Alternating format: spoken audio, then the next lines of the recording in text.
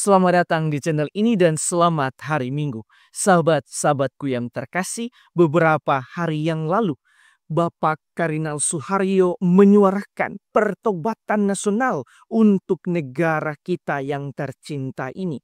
Pertobatan nasional ini mengandaikan adanya pembaruan relasi di antara semua pihak, yaitu pembaruan relasi di antara pejabat negara dengan rakyat, rakyat dengan pihak keamanan, dan rakyat dengan rakyat sendiri.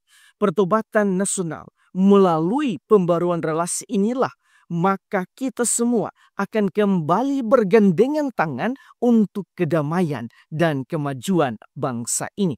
Bagi umat Katolik, selama bulan September 2025 ini, pembaruan relasi sejalan dengan tema Bulan Kitab Suci Nasional atau BKSN, yaitu Allah sumber pembaruan relasi dalam hidup. Karena itu, sesudah masa kelam bulan Agustus terjadi di negara ini, maka umat Katolik perlu menjadi garda terdepan untuk membangkitkan masa terang di bulan September. Sebab tema BKSN ini menjawab atau menjadi jawaban yang paling baik terhadap situasi negara saat ini. Bacaan-bacaan hari ini akan menjawab bagaimana cara yang harus kita tempuh untuk mencapai pembaruan relasi ini. Bacaan pertama mengisahkan bagaimana banyak bangsa akan saling mengajak satu sama lain untuk datang mencari Tuhan di Yerusalem. Dalam konteks pembaruan relasi, bacaan ini hendak mengingatkan kita bahwa pembaruan relasi pertama-tama harus terjadi di antara kita dengan Tuhan sendiri. Kita perlu kembali ke Yerusalem, artinya kita perlu menghadap Tuhan dan membarui relasi kita dengan Tuhan. Di dalam bacaan kedua, Santo Paulus mengingatkan kita bahwa di dalam Yesus kita beroleh keberanian dan jalan masuk kepada Allah dengan penuh kepercayaan oleh iman kita kepadanya.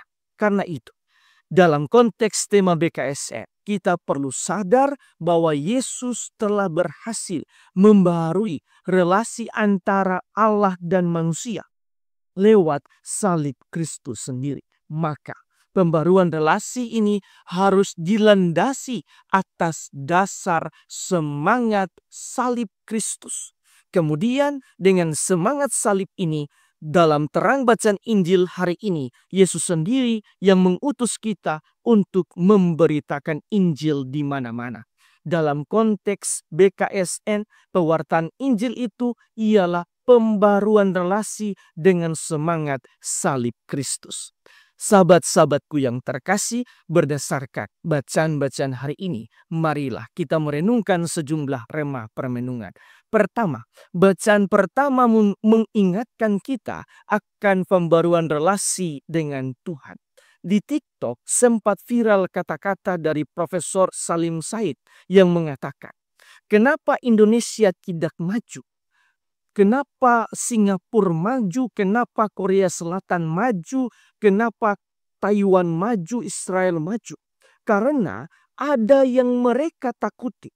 Taiwan takut sama Cina daratan. Korea Selatan takut sama Korea Utara. Singapura takut karena mereka adalah mayoritas suku Tionghoa di tengah lautan Melayu. Israel takut karena ia berada di tengah lautan Arab. Indonesia, Tuhan pun tidak takut. Beliau kemudian melanjutkan dengan mengatakan bahwa coba lihat para pejabat negara Indonesia. Semua berani sumpah di bawah kitab suci. Sesudah itu mereka juga melanggarnya. Nah, itu berarti mereka tidak takut sama Tuhan.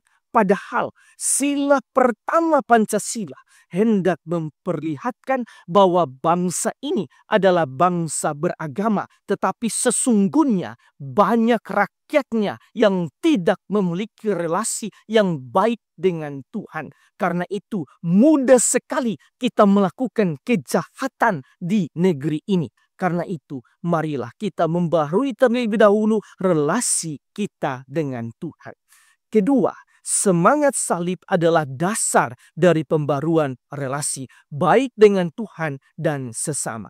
Terkadang yang membuat kita tidak mau untuk membaharui relasi kita karena kita begitu nyaman dengan ego kita.